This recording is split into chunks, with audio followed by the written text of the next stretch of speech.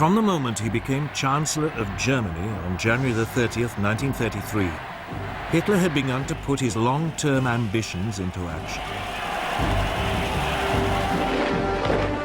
On February the 3rd, he told his top commanders that his ultimate aim was to conquer territory in the east and ruthlessly Germanize it. They were instructed to prepare for a massive expansion. Although Germany had been forbidden tanks, a secret treaty with the Soviet Union in 1923 had allowed the development of tank designs and experimentation with new mobile armored tactics.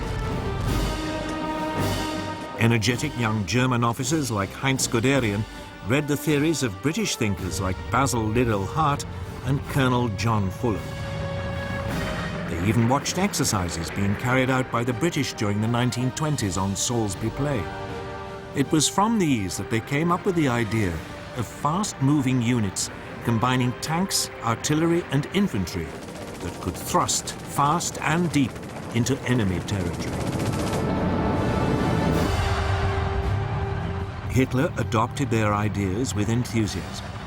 The new army was to have 3 panzer divisions. Similarly, the new Air Force, the Luftwaffe, under former World War I fighter ace Hermann Goering, had had a framework to build on. Throughout the years in which its Air Force was officially banned, Germany had kept up its design skills by building civilian machines, and gliding and flying clubs provided a reserve of potential aircraft. Hitler revealed the existence of the Luftwaffe in March 1935. He then announced that the army was to be increased to 300,000 men and conscription was reintroduced. Britain and France protested feebly at this flagrant breach of the Versailles Treaty. But soon, they reluctantly and slowly began to rearm.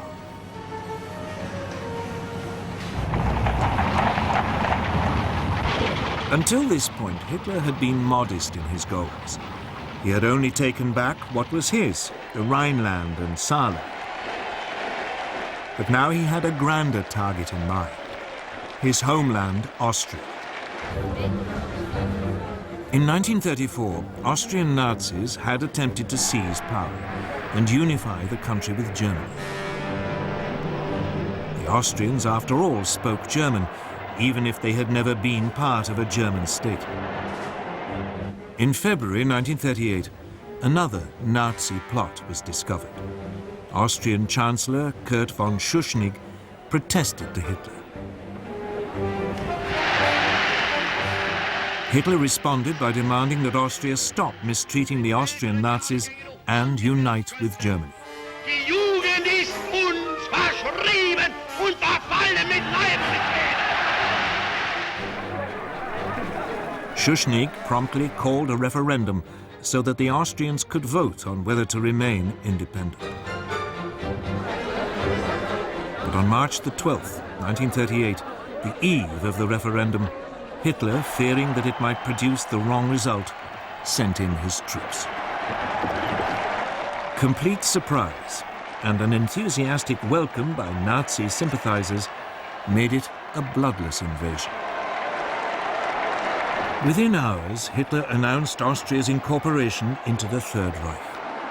A sovereign nation had, for the first time, been subsumed into a greater Germany.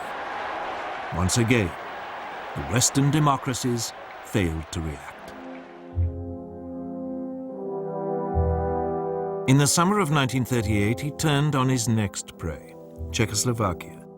A substantial German minority lived in the northwest of the country, an area known as the Sudetenland. These Sudeten Germans had been part of the old Austrian Empire, but had been cut off when Czechoslovakia was created in 1919. This was the time bomb that had started ticking at the signing of the Treaty of Versailles. Hitler encouraged Sudeten German demands for autonomy and then threatened the Czech government with force if it refused to agree. Undaunted, the Czech government ordered general mobilization and prepared to resist. The Czechoslovak army was large and well equipped, with formidable fortifications on its frontier with Germany. Hitler backed off. But then at the beginning of September, concerned that war might be imminent, the British Prime Minister Neville Chamberlain decided to act as a peacemaker. He flew to meet Hitler twice. The Nazi dictator assured him that if he could have the Sudetenland, he would make no further territorial demands in Europe.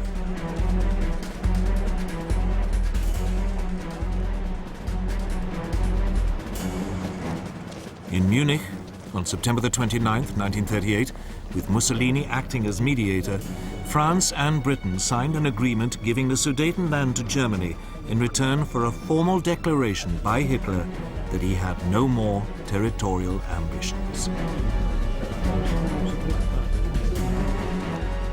Chamberlain flew back to Britain waving the piece of paper, which he claimed guarantees peace in our time. And so, on October the 1st, German troops occupied the Sudetenland and seized the Czech frontier fortifications. Hitler now began sizing up his next target, Poland. Eine große Nation muss dauernd zusehen, wie gegen Recht und vertragliche Bestimmungen Angehörige Blut. Again, the nominal cause was a German minority marooned as a result of the Versailles Treaty. Hitler demanded the return of the port of Danzig to German control, so that East Prussia could be linked up with the rest of Germany. The Poles refused, and Hitler hesitated. He was not quite ready for all-out war, and he had unfinished business with Czechoslovakia. In March 1939, the eastern part of the country, Slovakia, which was ethnically different to the Czech lands, appealed to Hitler for help in achieving greater independence. Hitler summoned the Czechoslovak Prime Minister Emil Hácha to Berlin and browbeat him into putting his country under German protection.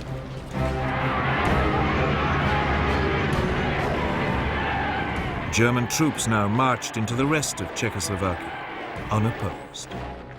Most of the country was annexed into the Reich. Slovakia was declared a protectorate. For the first time, Hitler had seized non-German-speaking territory. But again, there was only a feeble protest from Britain and France. At the end of March, he again repeated his demand that Poland give up Danzig. This time, France and Britain declared unequivocally that they would declare war if he attacked Poland. But by now, Hitler cared little whether they did or not. He was sure that they would be weak and indecisive opponents. In Russia, Stalin had also become increasingly concerned by Hitler's aggression. In April, Stalin proposed an alliance with Britain and France. But negotiations made little progress. And finally, Stalin despaired, deciding that there was another solution to the German threat.